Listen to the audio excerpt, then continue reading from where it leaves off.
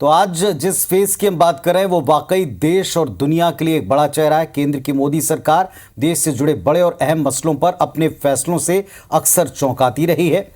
3 तलाक, धारा 370, राम मंदिर, नोटबंदी जैसे कई फैसले इसकी एक बानगी हैं। और इसी कड़ी में पुनीत अब महिला आरक्षण भी जुड़ने जा रहा है।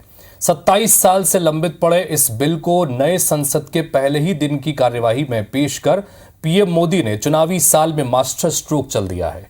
अब चुनावी साल में महिला वोटर्स का दिल जीतकर मोदी बन गए हैं हमारे आज के फेस ऑफ द डे।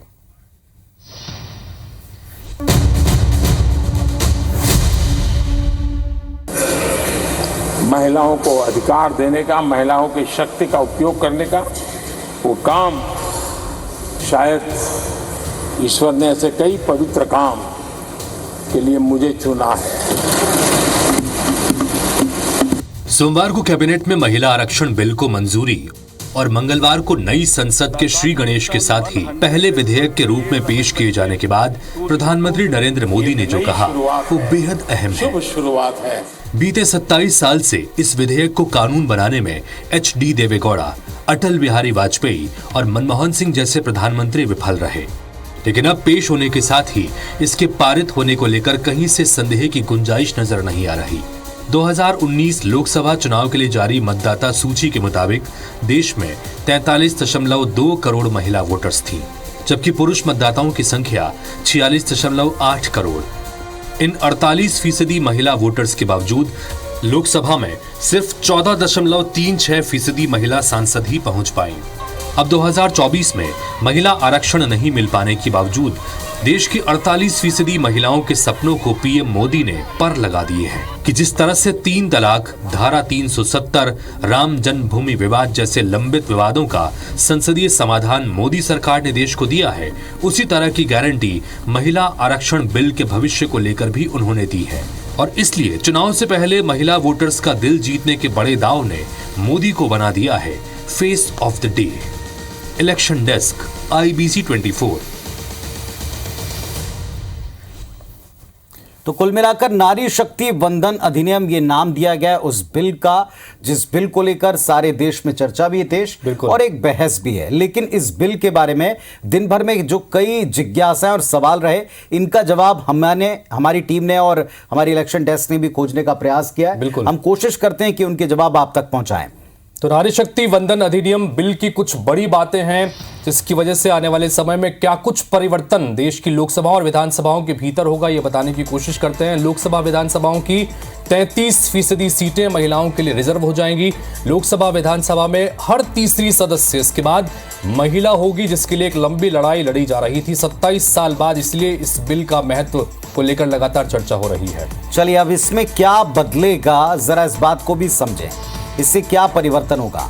अभी 78 महिला सदस्य हैं, लेकिन इस बिल के कानून की शक्ल लेने के बाद उसके अधिकार का इस्तेमाल करके सदन में 181 सीटें महिलाओं के लिए रिजर्व होंगी, यानी 181 सीटों पर महिला सदस्य आपको दिखाई पड़ेंगे। तो कहां कितनी महिला मेंबर हैं, एक बार आपको यह भी बता दें। वर्तमान लोकसभा में महिलाओं की संख्या कुल 78 है, जो कि 15% से भी कम है। और जब यह कानून की शक्ल ले लेगा अधिनियम, तब ऐसी स्थिति में ये 33% आरक्षण की व्यवस्था हो जाएगी।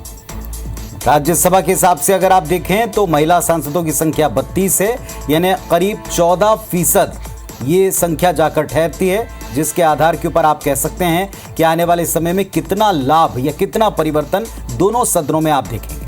और विधानसभा के हिसाब से भी देखें, विधानसभा में जो भागीदारी है उसके संदर्भ में भी देखें तो छत्तीसगढ़ में 14.44% की भागीदारी इस वक्त विधायकों के रूप में नजर आती है। हालांकि छत्तीसगढ़ विधायकों की संख्या के मामले में देश भर में नंबर 1 है। दूसरी तरफ मध्य प्रदेश में महज 1% है। तो ये जो आंकड़ा है, इसको बदलने को लेकर भी अब उम्मीद की जा रही है कि यह आंकड़े भी अब बदलेंगे। चलिए, कब तक के लिए ये आरक्षण रहेगा, कब तक के लिए संशोधन रहेगा, जरा इसको भी समझें। लोकसभा विधानसभा में 15 साल की टाइम लिमिट इसके लिए फिक्स की गई है। जो प्रस्ताव है इसके मुताबिक हम आपको ये तथ्य बता रहे हैं। और जैसा हमने बताया कि 181 सीट रिजर्व होंगी लोकसभा के भीतर, तो इसका गणित भी समझते हैं। कुल मिलाकर सीटें हैं 543, चूंकि 2 पहले से आरक्षित हैं। सामान्य सीट इसमें से 412 है और ST SC के लिए रिजर्व सीटों की संख्या 131 है। ये कुल मिलाकर 543 बनती हैं। ऐसे में सामान्य सीटों में जब आरक्षण की व्यवस्था होगी तो 412 में से 137 सीटें SC ST सीटों के लिए आरक्षित हो जाएगा, महिलाओं के लिए। और दूसरी तरफ आरक्षित जो सीटों की संख्या यानी कि ST SC जो सीटें अभी आरक्षित हैं उसमें से 44 सीटें महिलाओं के लिए आरक्षित हो जाएंगे। तो ये 137 और 44 सीट मिलाकर 181 का आंकड़ा बनता है। तो ये कुल गणित है जिसको दिन भर समझने का प्रयास किया गया है कि कैसे 181 सीटें कुल रिजर्व रहेंगी। तो दोनों सदनों में अगर आप अलग अलग देखें और ST SC के कोटे की सीटें इस पर शामिल करें तो ऐसे मिलाकर 137 प्लस 44 यानी 181 सीटें इसमें होती हैं। अब क्या अनारक्षित सीटों के ऊपर महिलाएं आगे चुनाव नहीं लड़ पाएंगी, ये सवाल उठा बार बार, लेकिन ऐसा नहीं है। जो सीटें आरक्षित नहीं होंगी वहां से महिलाएं लड़ सकती हैं। बिल लाया इसलिए गया ताकि लोकसभा और विधानसभा में हिस्सेदारी बढ़े, महिलाओं की भागीदारी बढ़े। और इन सब के बीच एक महत्वपूर्ण सवाल यह भी है कि ये कब से लागू होगा। क्या अभी इस बार के सत्र में इसे अगर पास कर दिया गया तो क्या ये अभी से लागू हो जाएगा? तो बिल कानून बन भी गया तो लागू होने में इससे समय लगेगा, क्योंकि एक प्रक्रिया है। सबसे महत्वपूर्ण प्रक्रिया है जनगणना की। जनगणना के साथ साथ परिसीमन होगा, जैसे डिलिमिटेशन भी कहते हैं। उसके बाद ये कानून लागू होगा और 2026 के बाद लोकसभा सीटों का परिसीमन होना है। परिसीमन के बाद ही महिला आरक्षण लागू होगा, यानी कि 2027 इसके लिए माना जा रहा है। 2024 के लोकसभा चुनाव में फिलहाल ये कानून लागू नहीं होगा और विधानसभा के चुनाव भी अगर समय पर ही हुए तो ऐसी स्थिति में इन विधानसभा और लोकसभा दोनों ही चुनाव में ये कानून लागू नहीं होगा। एक और सवाल जो सबसे बड़ा है कि हर रोज की तरह जो एक बार बार इस नए विधेयक को लेकर के लोगों के जहन में सवाल थे, क्या उनको लेकर मौजूदा स्थितियां पूरी तरीके से फेवरेबल हैं? तो इस पर हमने अभी कुछ ही देर पहले सरकार से ठीक पहले एक बड़ी डिबेट की और इसमें आपने सारी महिला नेत्रियों को सुना होगा। सब ये मानते हैं कि निश्चित तौर पर यह एक बड़ा कदम है केंद्र सरकार का, मोदी सरकार का।